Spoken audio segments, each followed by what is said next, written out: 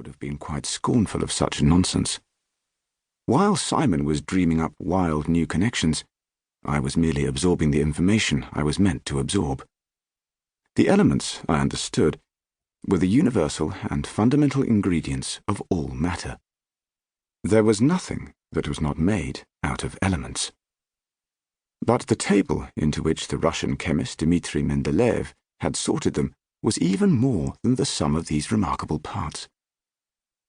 It made sense of the riotous variety of the elements, placing them sequentially in rows by atomic number, that is to say, the number of protons in the nuclei of their atoms, in such a way that their chemical relatedness suddenly leapt out. This relatedness is periodic, as revealed in the alignment of the columns. Mendeleev's table seemed to have a life of its own. For me, it stood as one of the great and unquestionable systems of the world.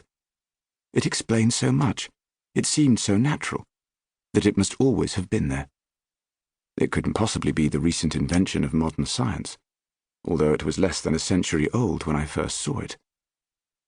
I acknowledged its power as an icon, yet I too began to wonder in my own tentative way what it really meant. The table seemed in some funny way to belittle its own contents. With its relentless logic of sequence and similarity, it made the elements themselves, in their messy materiality, almost superfluous. Indeed, my classroom periodic table provided no picture of what each element looked like. The realization that these ciphers had real substance struck me only at the vast illuminated table of the chemical elements they used to keep at the Science Museum in London. This table had actual specimens. In each rectangle of the already familiar grid squatted a little glass bubble beneath which a sample of the relevant element glimmered or brooded. There was no knowing whether they were all the real thing, but I noted that the curators had omitted to include many of the rare and radioactive elements, so it seemed safe to assume that the rest were authentic. Here, it was vividly clear what we had been told at school, that the gaseous elements were mostly to be found in the top rows of the table, that the metals occupied the centre and left, with the heavier ones in the lower rows.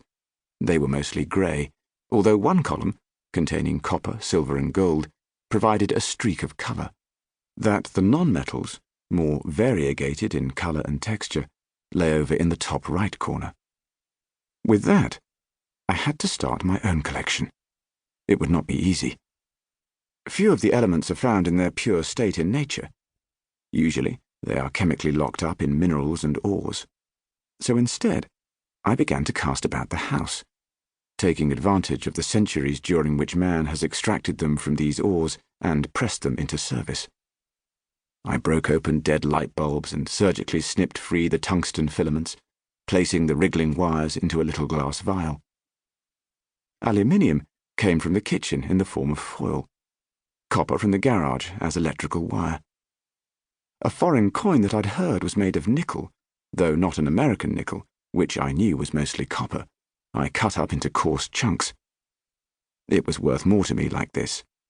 It made it more, well, elemental. I discovered that my father had some gold leaf kept from his youth, when he used it for decorative lettering. I removed some of it from the drawer where it had lain in darkness for 30 years and allowed it to shine once more. This was a definite improvement on the Science Museum. I could not only see my specimens close up, but feel whether they were warm or cold to the touch and heft them in my hand. A bright little ingot of tin, which I had cast in a small ceramic bath from a melted roll of solder, was astonishingly heavy. I could make them ring or rattle against the glass and appreciate their characteristic timbres.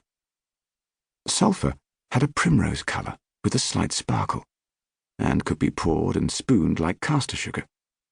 For me, its beauty was in no way tainted by its slightly pungent odour. I have reminded myself of this smell just now, with a tin of sulphur bought from a garden shop, where it is sold to fumigate greenhouses. The dry, woody aroma is on my fingers as I type, to me not hellish as the Bible teaches, but evocative simply of childhood experiment.